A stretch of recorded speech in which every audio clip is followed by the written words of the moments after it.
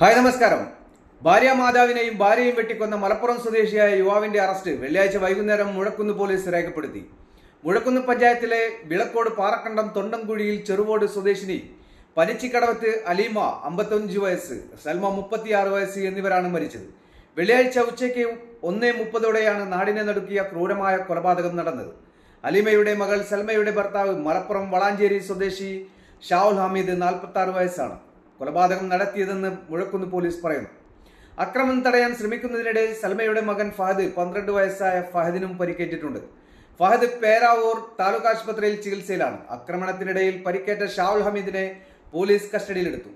ഇയാളെ Kannur medical college ആശുപത്രിയിൽ പ്രവേശിച്ചിരുന്നു.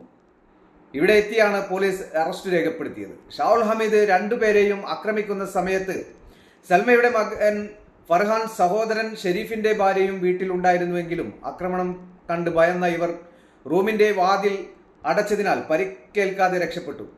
വീട്ടിൽ നിന്ന് നിലവിളി കേട്ട് ഓടിയെത്തിയ നാട്ടുകാരാണ് വെട്ടേറ്റ് രക്തത്തിൽ കുളിച്ചു കിടക്കുന്ന നിലയിൽ അലീമയെയും സൽമയെയും കാണുന്നത്. ഇവരാണ് പോലീസിൽ വിവരം അറിയിക്കുന്നത്. ഇരുവരെയും പേരാവൂർ താലൂക്ക് ആശുപത്രിയിൽ എത്തിച്ചെങ്കിലും ജീവൻ രക്ഷിക്കാനായില്ല.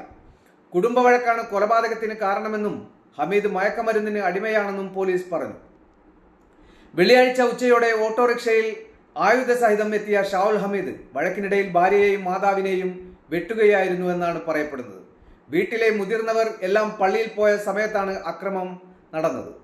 ഇരിട്ടി SP യോഗേഷ് മന്ദയ്യ ഉൾപ്പെടെയുള്ള പോലീസ് സംഘം സ്ഥലത്തെത്തി പരിശോധന നടത്തി.